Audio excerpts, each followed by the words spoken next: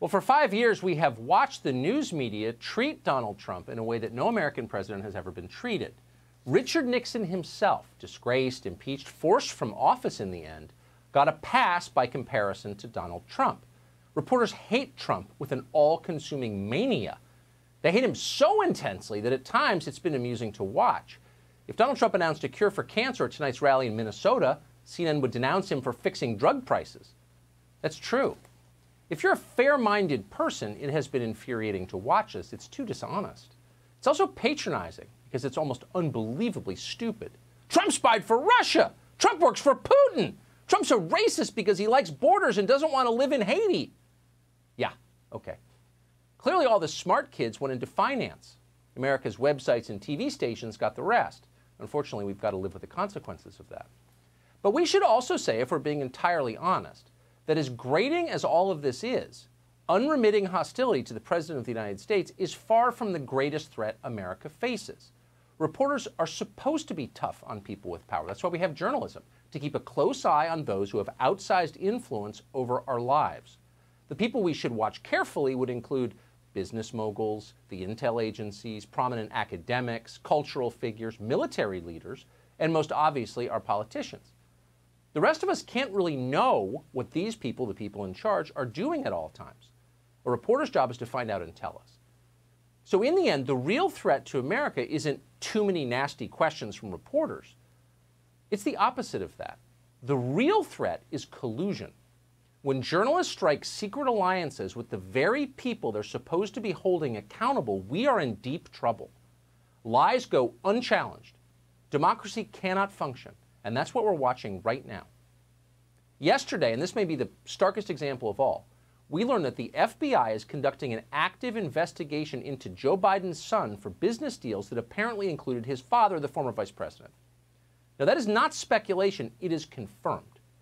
Former Biden business partner Tony Bobulinski sat for a 5-hour interview with 6 FBI agents just the other day, a week ago. They asked him about his business dealings in China with the Biden family.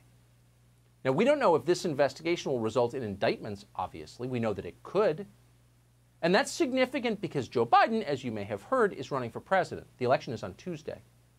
So by any possible measure, this is a blockbuster, stop the press's news story.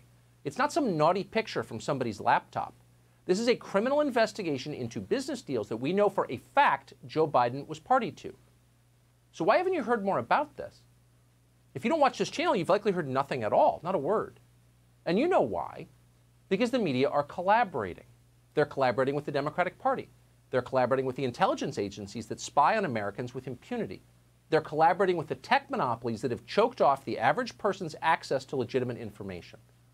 We're not overstating any of that. We wish we were.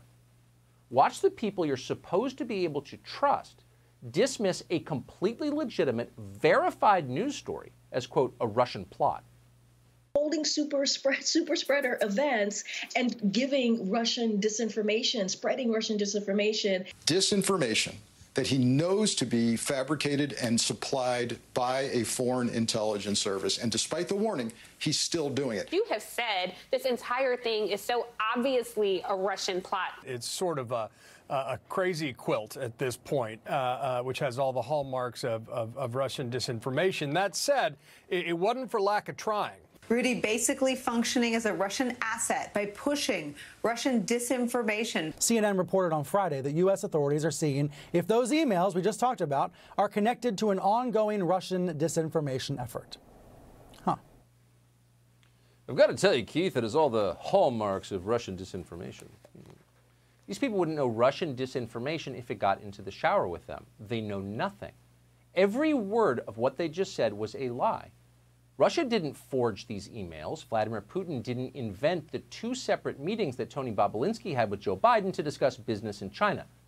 The business the FBI is now investigating in an active criminal investigation. That's all entirely real. It happened, it is happening now, and the people you just watched on the screen know that it did. Yet they're telling you it's all fake, a concoction of a hostile foreign power. So you have to ask yourself at some point, why would they tell you that? They know it's not true. They're saying it anyway. They're expecting you to believe it. Why are they doing that? Well, because these people are not your allies.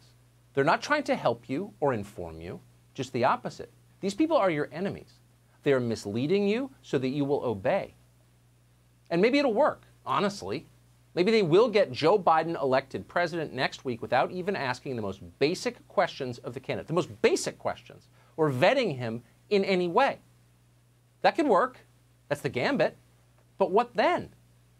Many of these people you just saw on the screen will then go to work for Biden officially. We'd expect that, because without Donald Trump to hyperventilate over, the business models at many news outlets will collapse, and these people will need jobs.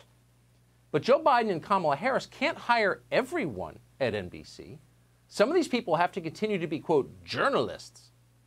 And the question is, can they really do that? Can they keep pretending on your screen live every night after everything we have just witnessed?